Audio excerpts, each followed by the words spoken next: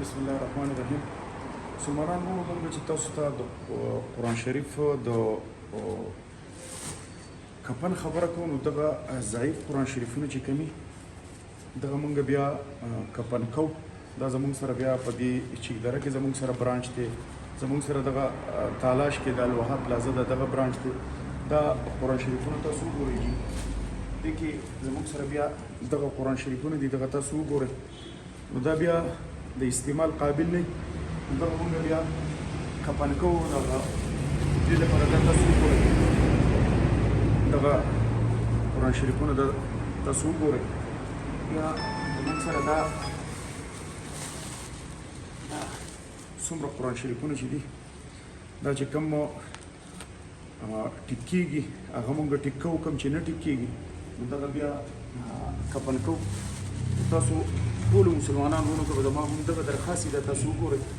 دا موږ د مدارسو نه راوړو، کوم مدارس چې چېرته حفظ کېږي، چېرته پکې علم کېږي، دغه تاسو ووینئ. دغه دا قرآن شریفونه دا تاسو وګورئ جي. د دې دپاره موږ بیا دا وګوره، دا ټول چې کوم دي که نه، دغه ضعیف قرآن شریفونه دا ټول پراته دي. دې نه علاوه چې کوم دی جي، بیا د دې دپاره موږ دغه د کفن بندوبست کړی. دغه زموږ سره بیا د دې کفنونه را سره دي، دا تاسو وګورئ. دغه موږ بیا په دې طریقه باندې دا بیا کفن کوو. دغه زموږ سره د دې لپاره دا دې له موږ بیا دغه کفنونه جوړ کړي دي. دا بیا دا قرآن شریفونه بیا موږ په دغه کې کفن کوو. بیا زموږ خپل ټیم دی، دغه بیا موږ ولیږو، هلته بیا ښخوو. د دې نه علاوه زموږ سره بیا دغه دا دا اوس د کفن دپاره چې کوم دي نه، دا قرآن شریفونه کفن دپاره دا رډي شوي دي. بیا د دې نه علاوه چې کوم دی زموږ سره دغه قرآن شریفونه په دې کې تاسو کتلی شئ. زموږ سره بیا دا نوي قرآن شریفونه، نو دا کم ضعیف قرآن شریفونه چې موږ راوړو، نو د دې په بدل کې بیا موږ دغه نوي قرآن شریفونه ورکوو. او د دې سره بیا زموږ سره دا نوراني قاعدې دي. دغه نوراني قاعدې چې کوم دي هم د دې بیت القرآن نه دا پریزي، او په دغه کې سبقونه خلک وایي. او زما به ټولو مسلمانانو ورونو ته به زما دغه درخواست وي چې د آخرت دپاره ځان له توښه وګټئ. دغه د کفن دا سلسله به انشاءالله په دې هفته کې جاري کېږي. زموږ سره کفنونه هم کم دي نه دی، نو کوم وروڼه په دې کې غواړي چې حصه واخلي، نو هغه د کفن دپاره هم زموږ سره مرسته کولی شي. دغې نوي قرآن شریفونو کې هم زموږ سره مرسته کولی شي. موږ مدارسو ته پرې قرآن شریفونه ورکوو.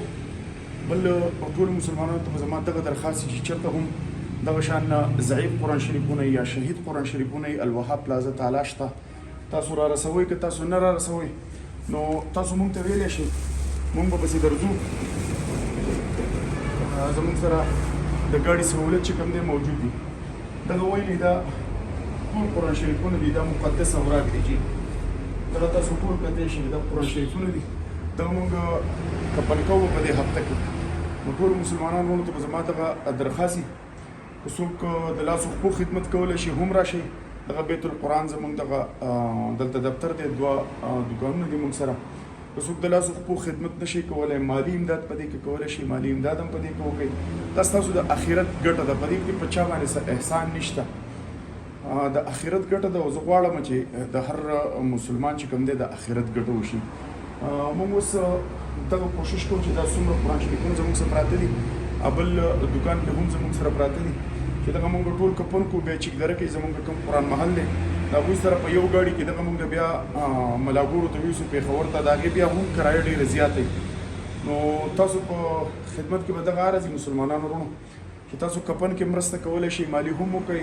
دغه بیا کرایه چې کومه ده د ټرک ډېره زیاته وي، ډاډسنو کې هم زیاته وي، کمه خو نه وي. نو په دغه کې تاسو زموږ سره مرسته وکړئ. باقي د چا په علاقو کې مدارس وي، هغې ته قرآن شریفونه هم ضرورت وي، نو هغه به له هم موږ ورکوو چې مستحق وي، او قاعدې هم ورکوو. ورسره نوراني قاعدې دي، ورسره راهیلونه خو دې ټیم کې نشته، خو دې ټیم کې قرآن شریفونه دي زموږ سره، او نوراني قاعدې دي. څوک د قرآن په مخ کې مرسته کوئ هم موږ سره کولی شئ ملګرو دغه ستاسو د وړاندې دي کومک په ضرور کوئ په لوی الله هم سپارمه خپل ورور فضل وهاب سواتي له ورکړه اجازه الله